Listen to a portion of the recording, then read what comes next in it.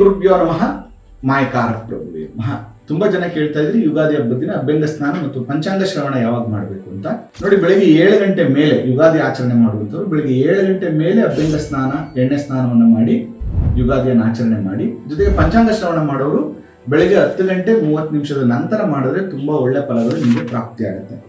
ತಿಥೇಶ್ಚ ಶ್ರೀಯಮಾಪ್ನೋತಿ ವಾರದಾಯುಷ್ಯ ವರ್ಧನಂ ನಕ್ಷತ್ರಾಧರತೆ ಪಾಪಂ ಯೋಗದ್ರೋಗ ನಿವಾರಣಂ. ನೋಡಿ, ತಿಥಿ ಶ್ರವಣದಿಂದ ಸಂಪತ್ತು, ವಾರದಿಂದ ಆಯಸ್ಸು, ನಕ್ಷತ್ರದಿಂದ ಪಾಪನಾಶ, ಯೋಗದಿಂದ ರೋಗ ನಿವಾರಣೆ, ಕರಣದಿಂದ ಬಯಸಿದ ಕಾರ್ಯಗಳು ನೆರವೇರುತ್ತೆ. ಅಂದ್ರೆ ಪಂಚಾಂಗ ಶ್ರವಣ ಮಾಡೋದ್ರಿಂದ ಸಂಪತ್ತು, ಆರೋಗ್ಯ, ಆಯಸ್ಸು, ಬಯಸಿದ ಕಾರ್ಯಗಳೆಲ್ಲವೂ ಆಗುತ್ತೆ. ಅವತ್ತು ಪಂಚಾಂಗ ಓದುವಂತಹ ಕೆಲಸವನ್ನು ಅಥವಾ ಕೇಳುವಂತಹ ಕೆಲಸವನ್ನ ಮಾಡಿ, ಅದರ ಜೊತೆಗೆ ಅವತ್ತು ಒಂದು 5 ಜನಕ್ಕೆ ಪಂಚಾಂಗವನ್ನ ಮತ್ತು ದಕ್ಷಿಣೆಯನ್ನ ದಾನವಾಗಿ ಕೊಡಿ. ಅದರ ಜೊತೆಗೆ ಒಂದು 5 ಪುಸ್ತಕಗಳನ್ನ ದಾನವಾಗಿ ಕೊಡಿ. ಇಡೀ ವರ್ಷ ಸುಖ ಸಂಪತ್ತು ನಿಮ್ದಾಗುತ್ತೆ.